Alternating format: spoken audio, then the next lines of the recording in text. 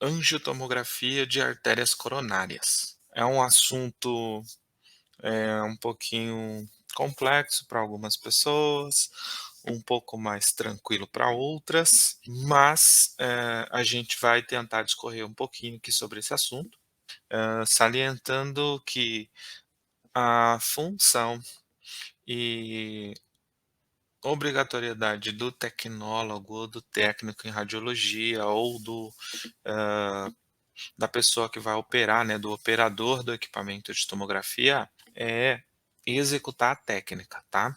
Então, se tinha na cabeça de vocês aí, tirem a preocupação, sobre a quantidade de medicação que tem que usar, sobre quem tem que usar essa medicação, hã, como é que infunde essa medicação. Isso é uma obrigatoriedade, do médico, tá, saber, e a equipe de enfermagem fazer a infusão dessa medicação pós prescrição médica, tá.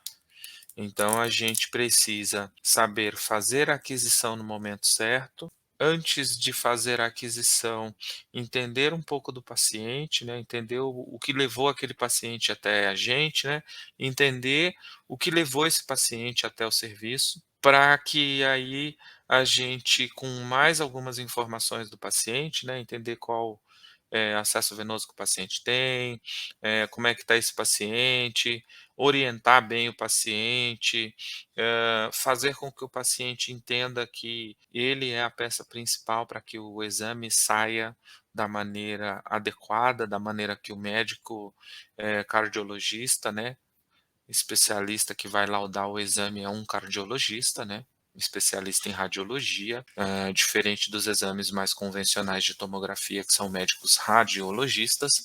Aqui, para laudar o exame de angiotomografia de artérias coronárias, é um cardiologista especialista em radiologia, tá bom?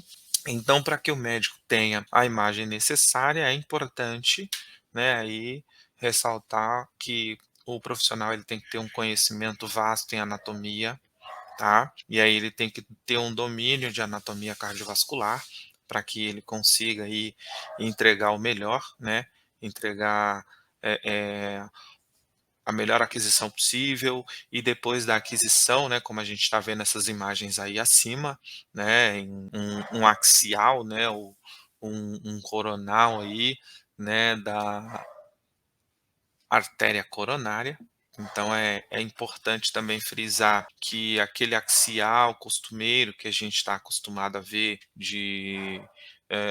do coração, né, um corte que passa no meio do coração, ele não é o corte adequado, tá, para que a gente consiga estudar as artérias. Ele é um corte aí adequado para a gente conseguir estudar as câmaras cardíacas, e aí para estudar as artérias a gente vai ter que demonstrar a artéria, né, como a gente costuma falar aí dentro do ambiente hospitalar, né, na rotina prática do dia a dia de quem executa esse exame, esticar o vaso, né, para que o médico consiga ver toda a extensão do vaso e checar se esse paciente tem alguma estenose, se não, se a artéria está bem, preenchida pelo contraste e como é que está isso, tá bom? Aqui abaixo a gente tem 2 imagens, com uma reconstrução tridimensional, demonstrando aí a coronária numa melhor visualização, né. É o que todo mundo acha que é a imagem mais adequada para visualizar esse 3D, e nem sempre é isso, tá bom? Montei uma linha de raciocínio para que a gente consiga, falar desse exame hoje, de uma maneira simples, de uma maneira tranquila, e vocês também consigam compreender aí, né, posteriormente, o que é o exame, como executa o exame, qual a qual é a demanda do operador, né, do técnico, do tecnólogo, que vai estar aí frente ao equipamento, executando esse exame. Então a gente vai falar um pouquinho de introdução à cardiologia, depois a gente vai comentar um pouco sobre parâmetros do ciclo cardíaco e monitoramento cardíaco. Então, só para vocês terem uma ideia, diverge aí um pouquinho, né, do que a gente está acostumado a ver e ouvir sobre tomografia. Então, eu preciso entender um pouquinho de cardiologia. depois eu preciso entender um pouco do parâmetro do ciclo cardíaco, né, entender como esse paciente vai ficar monitorizado, quais são as respostas que esse monitoramento me dá. E aí, em cima disso, eu tenho tipos de aquisição, né. Então, de acordo com o comportamento do coração do paciente, ou seja, de acordo com a frequência respiratória do paciente, eu vou ter um formato de fazer ou um tipo de aquisição a fazer. Então, se eu tenho, eh, um paciente com a frequência cardíaca um pouco alterada, se eu tenho um paciente com a frequência cardíaca normal, se eu tenho um paciente com fibrilação atrial, né, que vocês vão ouvir aí na prática do dia a dia, como o paciente está apresentando FA, né. Então o paciente, nesse caso, está com fibrilação atrial. E aí, em que momento eu devo, manipular o equipamento de uma maneira diferente para poder fazer esse mesmo exame. Então, se o paciente tem aí também, uma variação, né, do traçado do ECG, se esse paciente, tem um problema para respirar, então tudo isso eu consigo, através da análise dessas informações, de cada uma delas, escolher para esse paciente qual é o tipo de aquisição adequada, tá. Eh, eu tenho a maior parte da minha experiência em tomografia cardiovascular é com o equipamento da Canon, tá, da Toshiba, então eu, deixei meio que essa aula, basicamente que exclusiva desse equipamento. É um equipamento que dá bastante conforto ao operador, porque esse equipamento ele nos demonstra, de acordo com a frequência cardíaca do paciente, de acordo com como está todo o quadro do paciente antes de começar o exame, esse equipamento ele demonstra para nós e ele informa para nós qual é o tipo de aquisição que você vai escolher. Isso no nosso dia a dia, na prática, diária de aquisição de exames, você saber qual tipo de aquisição você vai empregar naquele exame, os médicos falam para nós que salva o exame, e a gente tem visto isso acontecer, né. Só para vocês terem uma ideia, aqui, a gente executa em média, 40, 50 angiotomografias de artérias coronárias, aí de segunda a sexta, então é um quantitativo, de exames considerável, né. Na maioria dos locais, os profissionais eles fazem 2, 3, 4 exames aí, numa agenda, né, e aqui a gente tem uma rotina bem ampla, né, bem extensa, bem larga, então a gente faz aí 50, 40 exames diariamente, de segunda a sexta-feira. Então um volume alto, e aí dá para a gente comentar um pouco sobre alguns aspectos para a realização desse exame de maneira mais segura para o colega, né, para vocês que vão aí começar a fazer esse exame, alguns já fazem, enfim. Uma coisa que eu queria, falar bastante, com vocês é sobre, o preparo para a realização do exame, né. Então, o preparo para a realização do exame, ele é junto com o tipo de aquisição que você vai selecionar para aquele paciente, ele é aí uma das peças-chave, né. Então, você ter um paciente bem preparado, bem orientado, com acesso venoso adequado, um paciente bem estabilizado, isso é, o ideal, tá. E aí a realização do exame em si, né, e depois aí no finalzinho a gente vai comentar um pouco sobre o que fazer quando deu tudo errado, tá. Então mesmo se deu tudo errado, mesmo se no meio do exame, você selecionou o tipo de aquisição certa, fez o preparo certo, e no meio do exame o paciente apresentou um pico de fibrilação atrial. e aí o exame ficou todo, desconfigurado, ficou, hã, ruim para avaliação médica. E mesmo assim, né, é possível salvar o exame que não ficou, digamos que adequadamente correto.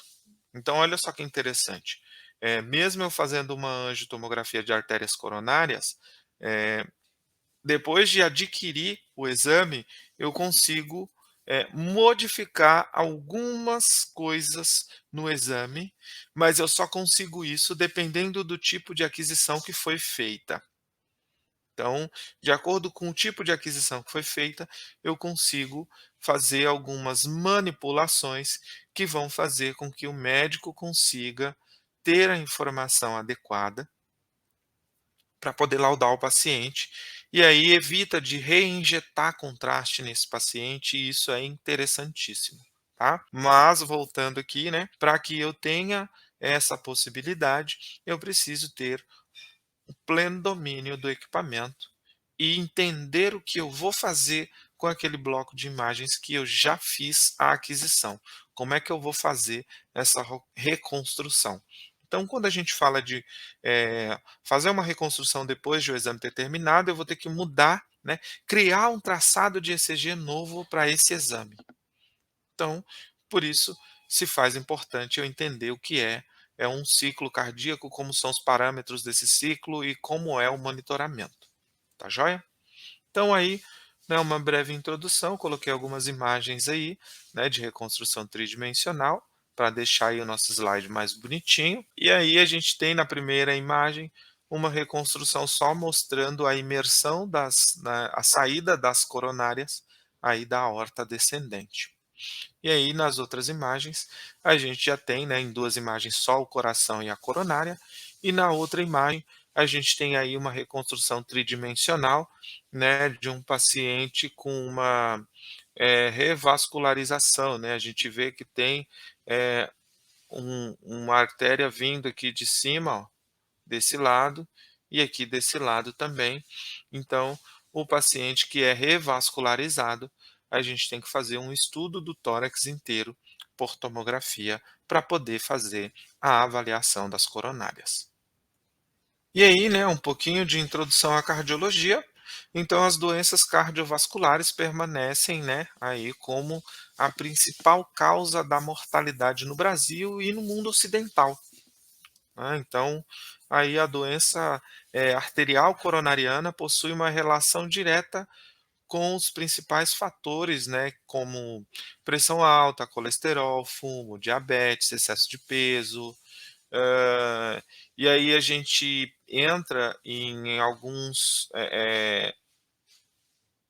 pontos a serem esclarecidos, né, que é o qual é o seu tipo, né, e qual o seu estilo de vida, né, se você faz algum exercício físico, se você tem uma alimentação, né, uma dieta balanceada, saudável, né, toma aí de 2 a 2,5 no mínimo, né, dois litros e meio de água por dia, minimamente. Se você faz aí as 4 refeições diariamente, dentro dos horários.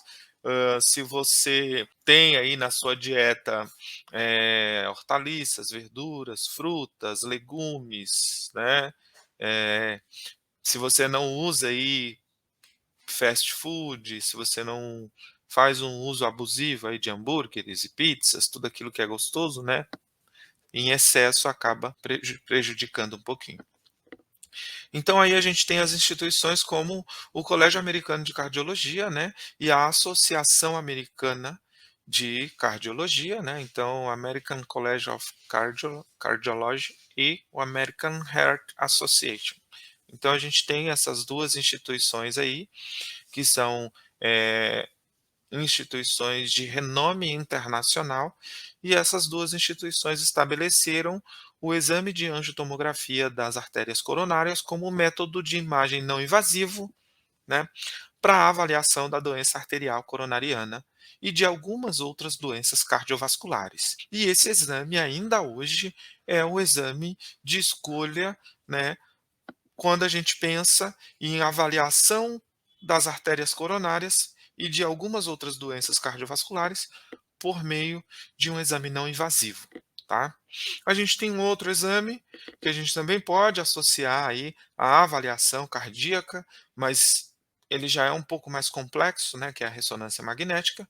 A ressonância magnética ela não dá tanto retorno assim em relação à avaliação das artérias coronárias quanto a angiotomografia, mas a tomografia cardiovascular ela aí dá bastante informação anatômica, né, informação sobre viabilidade miocárdica e sobre vários outros fatores que não vem ao caso a gente citar agora.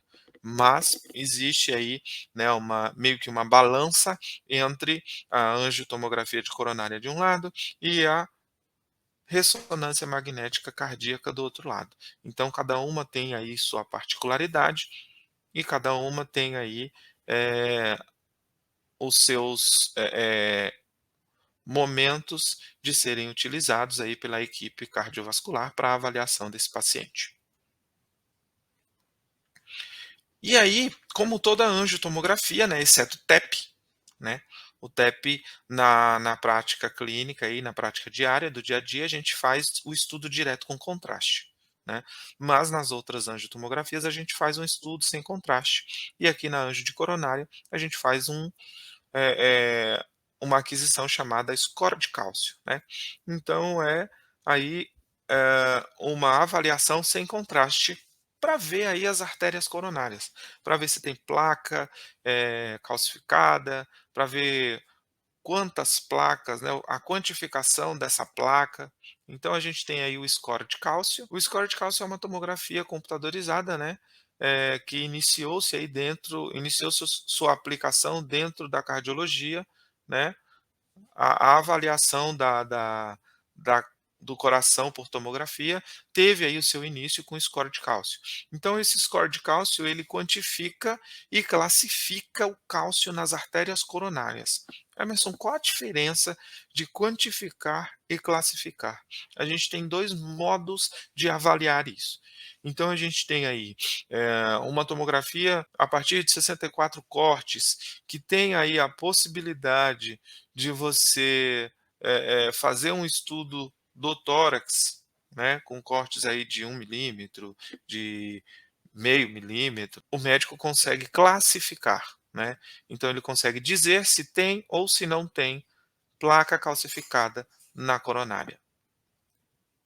E aí a tomografia, já dedicada, direcionada para isso, né, para o score de cálcio, aí já passa a ser uma tomografia de pelo menos 64 canais, o paciente tem que estar monitorizado, né, para poder fazer a aquisição, né, aí só da região do coração, não mais do tórax inteiro, só da região do coração, e aí o médico consegue quantificar, né, dizer aí a quantificação de cálcio que tem na artéria coronária. Então, o score de cálcio coronariano é um exame não invasivo, né, realizado por tomografia sem contraste. Então, toda vez que a gente vai fazer uma angiotomografia de artérias coronárias, a gente faz um score de cálcio previamente, até para a gente entender aí como vai começar e como vai terminar o nosso exame. Tá bom? O método de Agatston é o método mais utilizado na prática clínica, pois é o que apresenta maior validação, né, em estudos de grande porte. Então aí é o método onde a gente tem a maior possibilidade de verificação, né, dessa estrutura. A angiotomografia de coronária, né, então a angiotomografia computadorizada, das artérias coronárias com múltiplos detectores, né, vocês podem encontrar também descrito desse formato. A gente tem aí a possibilidade de propiciar para o médico cardiologista a avaliação de maneira não invasiva, rápida e segura da luz e da parede das artérias coronárias. Então, além disso, permite ainda, né, caracterizar grau de estenose, presença, de placa aterosclerótica, avaliar o lúmen e parede do vaso, avaliar a anatomia do coração, Obviamente, a ressonância magnética me dá muito mais informações de avaliação anatômica do coração do que a tomografia, mas a gente também consegue aí, como vocês estão vendo aí na imagem, a gente consegue avaliar também a anatomia dessa região. E a avaliação da doença obstrutiva coronariana. Então, eu consigo avaliar se tem alguma obstrução na região das minhas artérias coronárias. Só revisando aí um pouquinho de anatomia, né? Então, a gente vai ter aí de preferência para avaliação desse exame, né? Para execução desse exame, é interessante que a gente tenha aí uma veia puncionada do lado direito, né? Na região antecubital. É importante que o calibre desse acesso seja número 18, né, um gel com número 18, para possibilitar que eu tenha um alto fluxo de injeção desse contraste, tá bom? Então a gente tem aí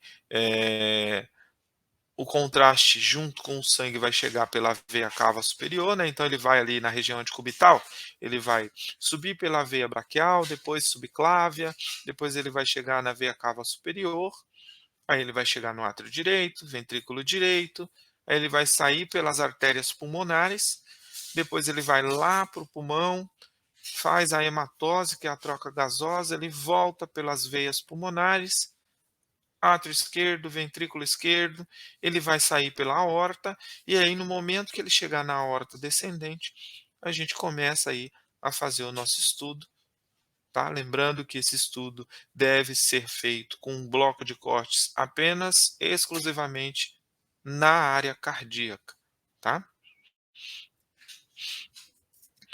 Ainda revisando, né? A gente tem aí a sístole e a diástole, as duas juntas formando um batimento por minuto. Então a gente tem aí a contração ventricular conhecida como sístole, e nela ocorre o esvaziamento dos ventrículos, e a gente tem o relaxamento ventricular conhecido como a diástole, e é nessa fase que os ventrículos recebem o sangue vindo dos átrios. Então aí a gente tem, né, a tensão arterial diastólica e sistólica. Então, na sístole, contração, na diástole, relaxamento dos ventrículos. Agora a gente vai falar um pouquinho sobre parâmetros do ciclo cardíaco e monitoramento desse nosso paciente. Então, esse é o desenho que a gente vai enxergar, tá? Lá no nosso monitor. Esse monitor, ele fica lá dentro da sala do lado do paciente. Na maioria dos equipamentos, esse mesmo traçado, ele vai ser demonstrado na tela lá no meu tomógrafo, e esse mesmo traçado vai aparecer no console operacional. Aqui a gente tem à esquerda de vocês um traçado correto de ECG, e à direita de vocês um traçado invertido. Então aí a gente precisa ir lá, se tiver invertido, né, orientar a equipe de enfermagem como colocar, né, de repente colocou esse monitor invertido, colocou os eletrodos de maneira invertida, fez a conexão dos fios de maneira invertida, e aí por isso que apresentou, né, essa inversão aí na imagem. Ou o paciente, na hora de elevar os membros acima da cabeça, né, teve um movimento brusco e aí mostrou a imagem invertida. Então a gente vai lá e checa, né, reorienta o paciente, reorienta a equipe e tenta deixar o paciente o mais tranquilo possível para que a gente consiga fazer a aquisição adequada. Aqui a gente tem uma outra figura, né, demonstrando o que a gente pode encontrar, né? Então aí a gente pode encontrar um paciente com batimento normal, que é esse traçadinho aí de cima. A gente também pode encontrar outras, né, em outros formatos, né, pacientes com outras condições. Então a gente pode encontrar aí o paciente com um batimento em demasiado rápido, né, que é a taquicardia, e aí a gente pode também encontrar o paciente com um batimento muito lento, que é a bradicardia. Então vocês podem aí vão escutar, né, o médico falar, ou a equipe de enfermagem falar, ou até mesmo o colega falar: "Olha, esse paciente está taquicárdico, esse paciente está, bradicárdico". Então, em cima disso, né, se o paciente está, com um batimento cardíaco acelerado demais, rápido demais, é importante enfatizar com a equipe, né, médica e a equipe de enfermagem, para aí ser checado a possibilidade de utilização de uma medicação que a gente chama de beta bloqueador, né, onde vai reduzir aí, né, a frequência cardíaca e possivelmente vai reduzir aí esse batimento cardíaco do paciente, para que a gente consiga fazer a aquisição no melhor momento possível. Também a gente pode encontrar, né, o que a gente falou lá no começo, um paciente com batimento irregular, né, paciente com FA ou um paciente ansioso, né, ele quer ali fazer o exame, ele está ansioso com o resultado, então, na maioria das vezes é isso que chega para a gente, ou o paciente mesmo com alguma patologia, né, que deixa ele aí com batimento cardíaco irregular. Cabe a gente enxergar isso, chamar o médico e pedir para ele avaliar o quadro todo e checar se vai fazer algum beta bloqueador ou não. Na maioria dos casos é feito um beta bloqueador, tá? Um Seloken, e aí o paciente tem aí o batimento um pouquinho reduzido, mas tem alguns casos que não é feita a medicação porque o paciente não apresenta condições. Tá? A tecnologia vem avançando, vem evoluindo, e a construção dos equipamentos e do software empregado nesse tipo de exame está vindo com força total. E hoje a gente já tem equipamentos em que a gente utiliza menos ou, em algumas ocasiões, não utiliza nada de beta bloqueador para poder fazer a aquisição. Só para vocês terem uma ideia, né, a literatura preconiza que o batimento cardíaco do paciente esteja em torno de 60 e 65 para que a gente consiga fazer o exame de maneira segura. Né? A maioria dos pacientes que chegam para nós para fazer esse tipo de exame tem alguma lesão, tem alguma patologia, né? Ou tem a indicação de alguma lesão, ou a indicação de alguma patologia, e acaba não apresentando esse batimento cardíaco, né, dentro desse formato, né, de 60 a 65, e aí a gente acaba, por algumas ocasiões, né, chamando a equipe médica, para que a equipe médica faça aí a medicação de beta bloqueio aí para o paciente reduzir o batimento cardíaco. Dentro desse ciclo todo, né, de ECG, como é que a gente captura o coração livre de movimento, né? Porque a tomografia ela é inimiga do movimento e o coração é um órgão que está em constante movimento. E aí como é que eu vou fazer isso? Obviamente o coração não vai parar para a gente fazer a aquisição. Então a gente faz a aquisição, né, no momento dentro desse ECG para que a gente consiga avaliar aí as imagens tanto do coração quanto das coronárias. Então a gente tem aí o complexo QRS, né. Então dentro desse complexo QRS, né, depois desse complexo QRS, a gente vai ter aí, né, o momento de fazer a aquisição. Então a gente tem lá, né, o intervalo entre as duas ondas R, a gente vai fazer a aquisição. Então, o intervalo entre, lá no traçado de ECG, entre onde a curvinha está lá em cima, e quando você olhar o outro traçado, quando a curvinha estiver lá em cima também, o intervalo entre essas duas curvas, que a gente denomina como o intervalo entre o RR, é onde ocorre a sístole e a diástole. E é nesse momento que a gente tem que fazer a aquisição. A gente faz uma aquisição 100% e a gente também pode dividir o ciclo cardíaco em várias fases. Então a gente pode dividir aí o ciclo cardíaco em várias fases, né? Então eu posso dividir aí em 10%, 20%, 30, 40, 50, 60, para que eu consiga fazer a minha aquisição. Esse ciclo, ele também pode ser, essa aquisição, né, também pode ser feita no método percentil, onde a gente avalia o intervalo entre as ondas R's como 100%, e aí o nosso alvo, né, o nosso desejo é adquirir aí o coração na diástole, onde complementa 75% do ciclo cardíaco. Isso também pode ser dividido em milissegundos, e aí quando a gente tem um momento de 750 milissegundos, a gente tem o momento ideal, né, ou é o nosso desejo fazer a aquisição dentro deste momento, que é onde a gente tem a maior, informação dessa aquisição.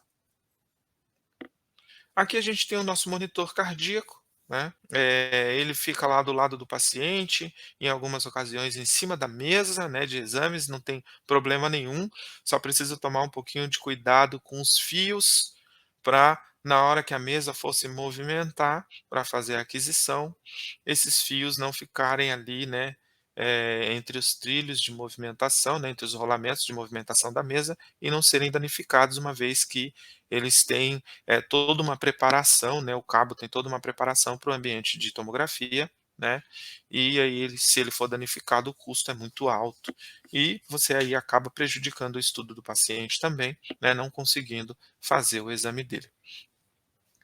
Então a gente tem aí as formas, né, eh eh, de onda de ECG, ela é dupla e simultânea, né, se movendo aí, na tela da esquerda para a direita, né, e a linha do ECG ela também é exibida na parte superior, né, lá do do do meu gantry, ela também exibida lá no meu console operacional, e essa é a leitura, né, para aquisição, né. Você vê que tem aí um 60 bem grande, que é o desejo, né, que na hora da aquisição, a frequência cardíaca do paciente esteja aí em 60 batimentos cardíacos.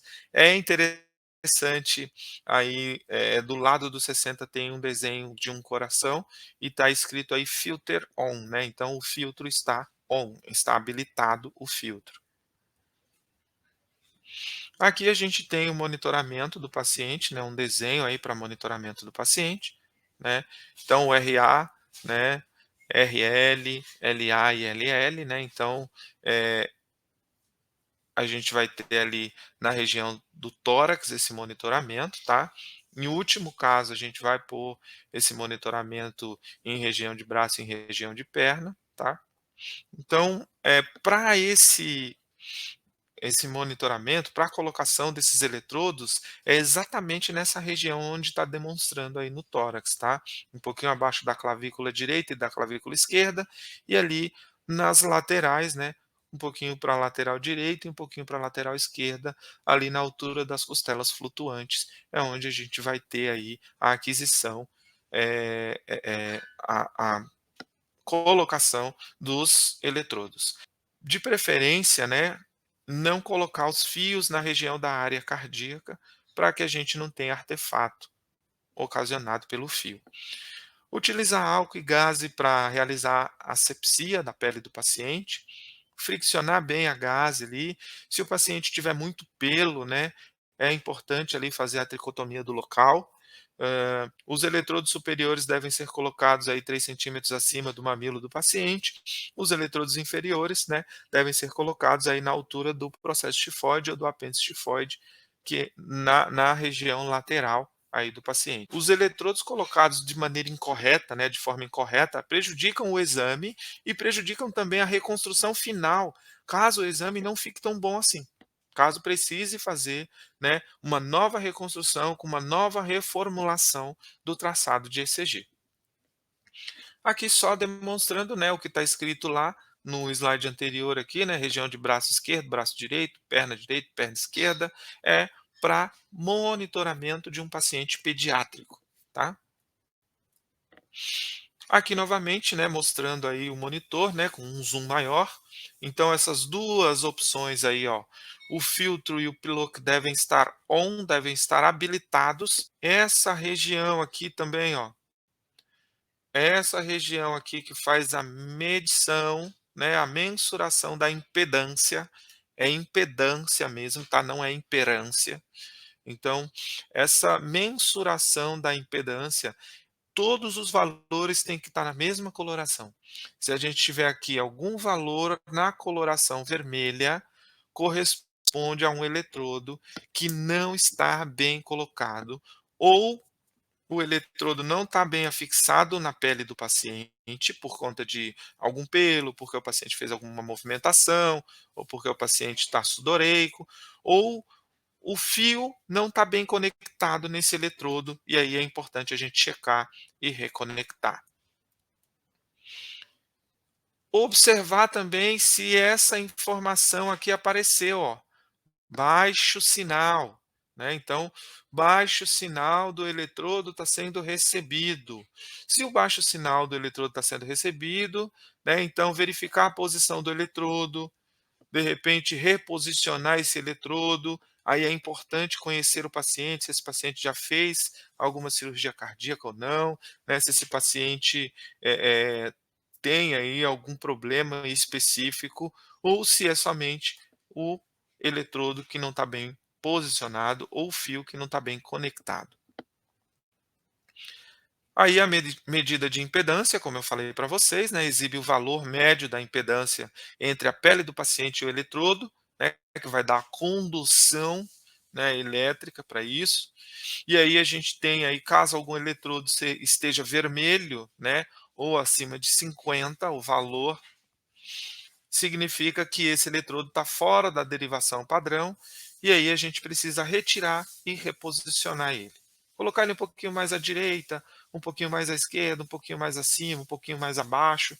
Isso faz com que a gente consiga uma melhor posição e consiga uma melhor mensuração da impedância, para que a gente consiga a aquisição de formato desejado. E agora a gente vai passar para os tipos de aquisição e preparo e depois realização do exame. Então aqui os tipos de aquisição, né? Então a gente tem uma aquisição que a gente chama de prospectiva, onde a gente faz a irradiação apenas na fase diastólica. Esse protocolo é um protocolo com baixa dose. Esse protocolo é ideal para paciente estável, né? Um paciente que tem ali a frequência de até 60 batimentos por minuto, e quando o paciente apresenta um score de cálcio zerado. Então lá já fez o exame sem contraste, fez o score de cálcio, o score de cálcio veio zerado, né? Então não veio nenhuma placa ali na parede da coronária. Para esse paciente, essa aquisição no modo prospectivo é indicada. Aqui a gente tem a aquisição, né? Sure Cardio Prospective, né? Então, a aquisição de angiotomografia cardíaca no modo prospectivo, né? Low dose CTA, né? Então, é uma baixa dose na angiotomografia computadorizada. Porém, a gente tem algumas problemáticas, né? Quando a gente faz o uso do prospectivo. Primeiro, eu tenho que ter um paciente que tem aí o batimento cardíaco em no máximo 60 batimentos por minuto. E aí, além disso, a gente tem o quê? A análise funcional, ela não é permitida. Então eu não consigo ver aqueles percentuais. Lembra que a gente viu nos slides anteriores? 10%, 20%, 30%, 40%. Nesse formato de aquisição, eu consigo ver exclusivamente aquela aquisição, né, de 75% ou aquela aquisição de 750 milissegundos, tá? Porém, eu tenho o atributo aí da menor dose de radiação, né? De uma dose de radiação aí 80% menor, correlacionada com as angiotomografias de coronária em outros modos de aquisição. E aí a gente tem o modo retrospectivo, né? Esse modo retrospectivo ele tem dentro dele dois formatos. Eu tenho o retrospectivo modulado e o retrospectivo contínuo. E aí, onde a gente tem aí, né, na linguagem popular, o famoso pulo do gato, né, o famoso, a famosa galinha dos ovos de ouro, quando a gente descobre qual modo usar, né. Então, eu vou ter um profissional devidamente preparado, devidamente capacitado, quando ele consegue enxergar o paciente, fazer a fase sem contraste e dentro de todo o ciclo cardíaco do paciente, de como apresenta ali o traçado do ECG, ele entender qual desses modos ele vai fazer a aquisição, né? Se é no retrospectivo modulado ou se é no retrospectivo contínuo. O retrospectivo modulado, ele irradia aí na sístole e na diástole, porém com uma maior dose na diástole. Então eu diminuo a dose de radiação no paciente, habilitando esse modo, né, essa aquisição modulada, ou seja, quando está na sístole, a dose é menor, e quando está na diástole, a dose aumenta um pouco. Ideal para frequências de até 65 batimentos por minuto, permite fazer uma análise funcional e permite eu reconstruir em qualquer fase do ciclo cardíaco. Então, nesse formato, eu consigo fazer uma reconstrução em qualquer fase do ciclo cardíaco. Tá? E aí eu tenho um modo do retrospectivo contínuo. Ele irradia na sístole e na diástole com a maior dose possível, com a maior dose que a gente tem lá no equipamento, né? Então essa dose alta ela vai em todo o ciclo cardíaco. Emerson, se o modulado me possibilita a reconstrução em qualquer fase do ciclo cardíaco, por que eu vou usar a maior dose? Aí a gente tem aquele paciente lá que tem um pico de fibrilação atrial no meio do exame, ou aquele paciente que tem um batimento cardíaco irregular, aquele paciente que a gente não pode medicar. É esse o paciente que a gente vai usar esse retrospectivo contínuo, porque aí a gente vai ter uma maior dose, mas olha o que está dizendo aí na frase abaixo, né? É ideal para quando a gente tem variação do ECG, para evitar a perda de algum parâmetro durante a aquisição, né? O que ocorre durante uma instabilidade do sinal. Ou seja, o paciente que está taquicárdico, o paciente que tem um batimento irregular, o paciente que tem pico de fibrilação atrial. Então, esse paciente é indicado que a gente faça, né, o retrospectivo contínuo. É interessante nesse equipamento da Canon que ele fala para você, ele sai uma frase lá para você. Por gentileza, mudar sua aquisição para o modo retrospectivo contínuo, pois esse paciente apresenta batimento cardíaco irregular. E aí você faz no modo contínuo e depois você consegue salvar o teu exame.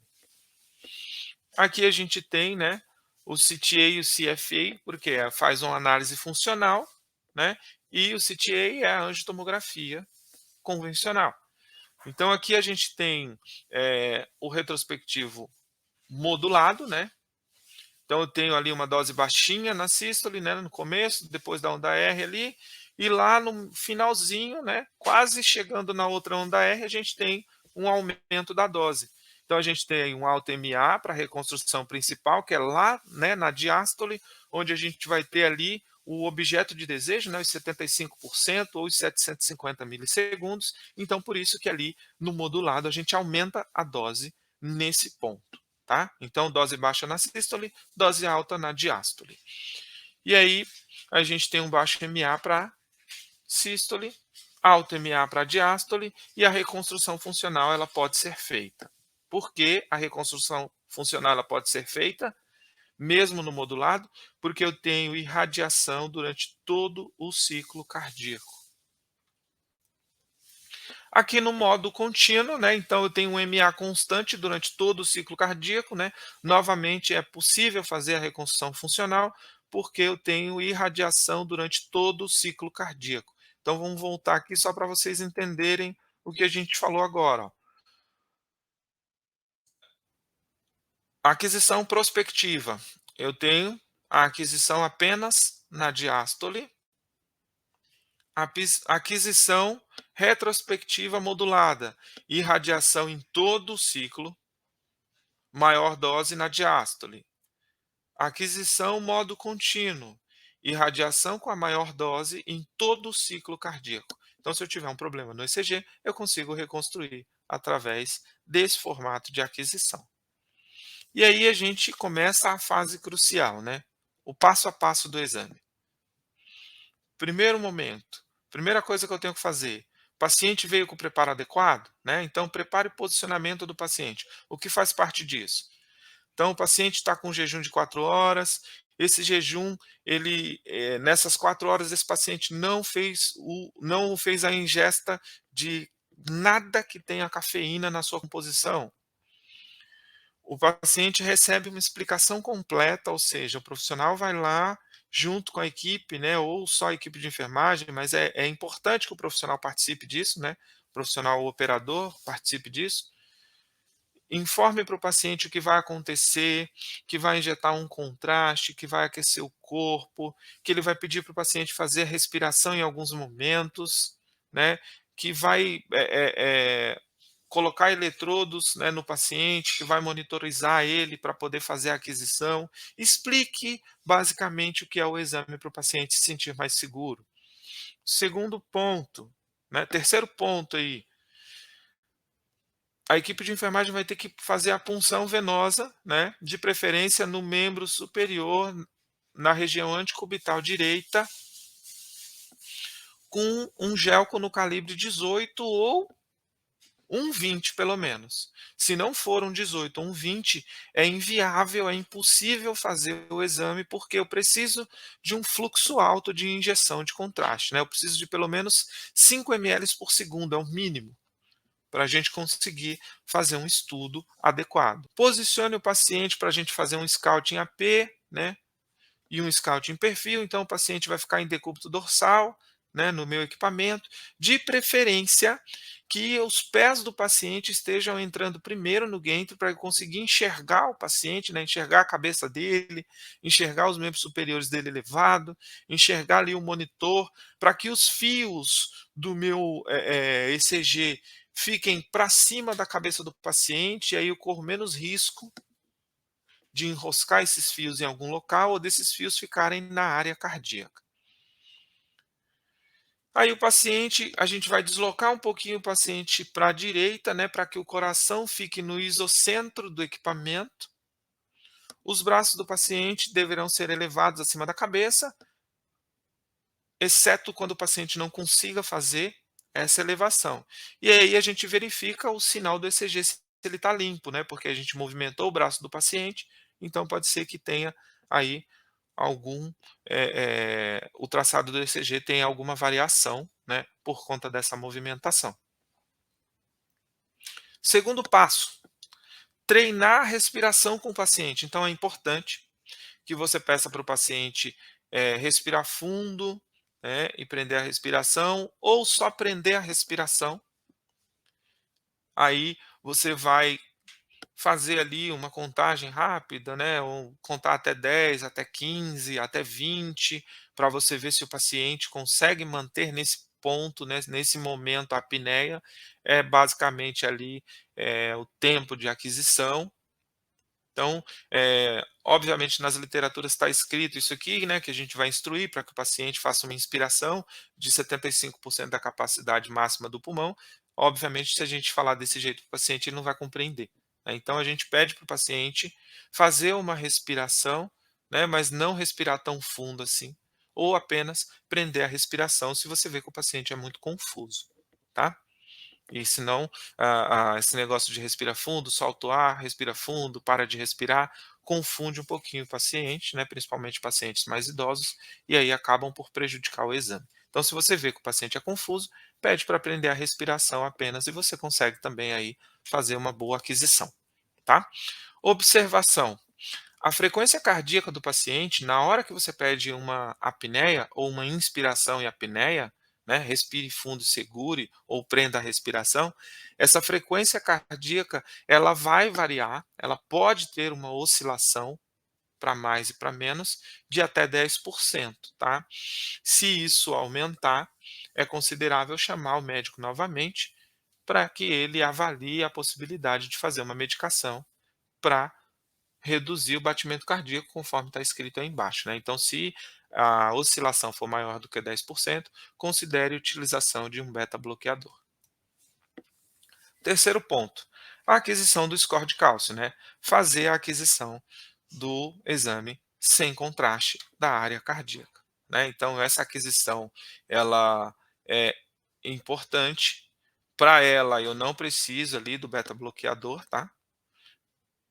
Então eu vou usar uma técnica de baixa dose, né, irradiar ali toda a área do coração, né, um pouquinho antes e um pouquinho depois de terminar o coração, e aí com FOV entre 200 e 220 milímetros. Após isso, né, a gente vai para o quarto passo, que é determinar onde vai começar e onde vai terminar a minha aquisição, né, o exame de angiotomografia de artérias coronárias. Então aí eu preciso, né, ter o conhecimento anatômico, né, anatomia cardiovascular por tomografia, e aí eu vou passar por as imagens que eu fiz, né, o score de cálcio. Então eu vou olhar aqui, ó, essa imagem aqui que está a setinha, né, é a imagem onde eu vejo a saída da coronária aqui, né, eu vejo a coronária, e a imagem seguinte eu não vejo mais a coronária, né, a imagem mais acima. E aí o que que eu faço? Eu conto 5 imagens, eu vou chegar nessa imagem aqui, na maioria dos pacientes vai estar na imagem do tronco pulmonar, e aí eu determino essa imagem como a primeira imagem, né, então a altura desse corte é onde vai começar o meu exame de tomografia. E aqui a imagem, a última imagem onde aparece o coração. A partir dessa imagem eu também conto 5 imagens para a região inferior, para a região abdominal, e ali é onde vai ser o último ponto do meu exame, né. Então, a primeira imagem na região do tronco pulmonar e a última imagem lá, 5 imagens depois, que acaba a imagem do coração. Então, é aconselhável fazer esse ajuste para que a gente consiga fazer aí a aquisição adequada. E aí, quinto passo, a gente vai colocar esses valores lá no nosso tomógrafo, né. Então, start position, né, onde eu vou começar o meu exame, né. Então, o start, a posição onde eu vou começar, onde eu vou dar o start para iniciar a tomografia. Aí eu vou colocar ali, depois eu vou aqui apenas no helical, né, tomar cuidado com isso, porque aqui, ó, primeira aquisição é o que? O SV, né, é a imagem que eu vou fazer para colocar o meu ROI, para poder monitorar. O segundo bloco é o Sure Start, tá? Aqui no Canon é Sure Start, no Hitachi é Predict, no Siemens, no GE é Smart Prep, no Philips é Bolus Tracking e no Siemens é, Pré-Monitoring. E aí, né, eu vou colocar o meu ROI lá e o que que vai acontecer nesse segundo ponto aqui? O meu equipamento ele vai fazer repetições dessa mesma aquisição, até chegar na densidade que eu quero na aorta para eu poder fazer a aquisição. E aqui, ó, a terceira aquisição, que é o helical, eu vou colocar o end position, ou seja, onde vai ser a última posição, onde vai terminar a minha aquisição. E aí, a gente tem aí uma outra tela, né? Então eu vou lá no Scan Details. Tá vendo que aqui eu tenho uma série de informações nessa tela? Essas informações são cruciais para o exame. Então aqui eu tenho, né, o batimento cardíaco desse paciente, excelente. Aqui eu tenho o breath hold time, né? Então o tempo de exercício respiratório, ele vai girar em torno de 10,7 segundos. Aqui eu tenho time resolution, né, em milissegundos, é o tempo que foi a aquisição, o tempo que vai ser a minha aquisição, tempo pré-determinado para minha aquisição. E aqui em cima, ó, eu tenho, né, a melhor fase nesse cenário. A melhor fase ela vai estar, né, entre 65% e 85% do ciclo cardíaco. Na hora que eu faço o exercício de respiração, esse equipamento, exclusivamente esse equipamento aqui, depois do exercício de respiração, que é esse breath exercise, ele vai me dizer se esse ponto é adequado. Por exemplo, aqui a gente está na Low Dose CTA, né? Então, por conta que o batimento cardíaco do paciente aqui é 55, eu posso fazer aqui o prospectivo. Mas na hora que eu fazer o exercício de respiração, se o batimento do meu paciente alterar demais, o próprio software fala para mim, ele demonstra numa mensagem que sai na minha tela, para que eu mude esse formato de aquisição. Só voltar um slide aqui, a gente clicando aqui, né, eu consigo abrir aí o leque de todos os outros formatos de aquisição.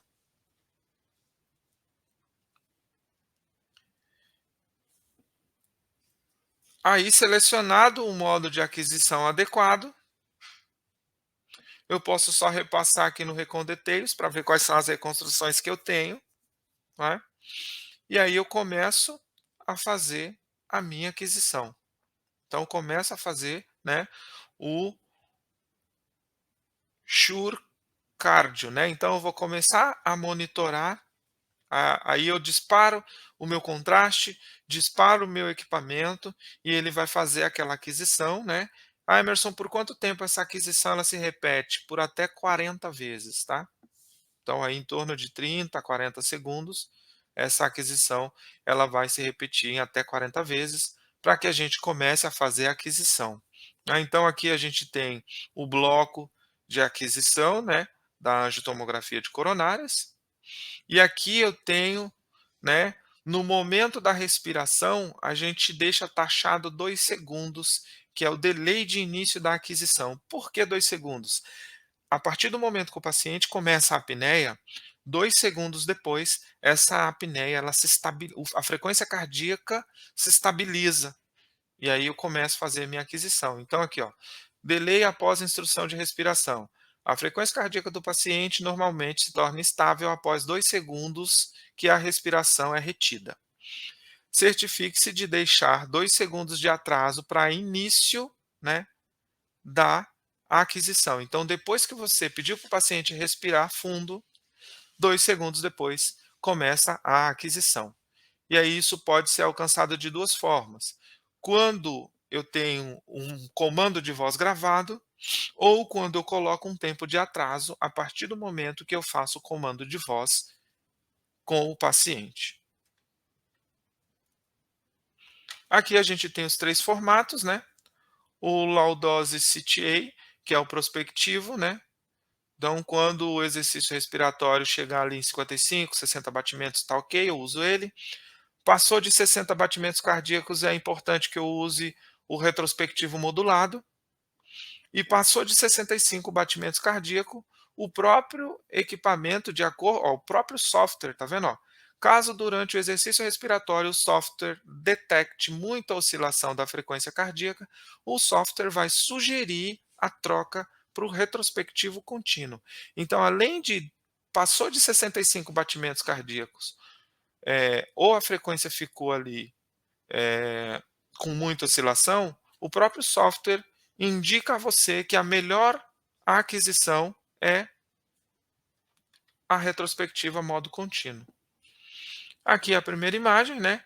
O ROI colocado ali na horta descendente. Então, para vocês terem uma ideia, funciona igualzinho uma anjo de aorta torácica. O que muda é que o meu FOV é menor, exclusivamente no coração, e que essa aquisição ela tem que ser monitorizada com o gating cardíaco habilitado, para que a gente consiga fazer as reconstruções em outros, eh, em outra porcentagem do ciclo cardíaco. E aí a gente faz a verificação final, inicia, para iniciar a CT de coronária, então conversa com o paciente, avisa agora para ele, ó, vai começar a injetar o contraste, a próxima vez que solicitar a respiração do senhor é a última, confirme se a frequência cardíaca dele está estável. Uma boa ideia é ter alguém monitorando, mas se tiver alguém monitorando isso, você vai irradiar essa pessoa, então a gente acaba por não utilizar essa última opção e informação que o fabricante dá para a gente, tá? E aí a gente começa a injeção do contraste e 10 segundos a gente começa aí a irradiação, tá? Para checar o monitoramento da chegada do contraste. Emerson, por que demora tanto tempo assim? Você não vai perder o exame? Não. De 18 a 30 segundos, né, é o tempo em que o contraste demora para chegar na aorta. Então é importante eu esperar esses 10 segundos, eu irradio menos o meu paciente, eu sou mais efetivo na aquisição do meu exame. Aqui eu deixei um videozinho, né, de uma aquisição de uma anjo TC de coronária. Então a gente começa antes, ó, da coronária aparecer, e aí a gente vai passando por toda a área cardíaca. Percebam que um lado do coração, ele fica mais contrastado, né, do que o outro, mas a gente tem aí as coronárias contrastadas, e esse é o nosso ponto. E a nossa aquisição, ela só termina quando eu tenho informação de todo o coração. Percebe lá que, ó, lá no finalzinho da coronária tem uma placa, né, de calcificação na artéria, e aí a gente vai seguindo, vai seguindo, vai seguindo, ainda tem imagem do coração, ainda tenho que continuar a aquisição. Enquanto eu tiver a imagem do coração, eu não posso parar a minha aquisição, porque a coronária ela dá a volta lá embaixo do coração, ó. Tá vendo aí o finalzinho da coronária? Acabou o coração. Aí eu tenho segurança que eu fiz o exame de maneira completa.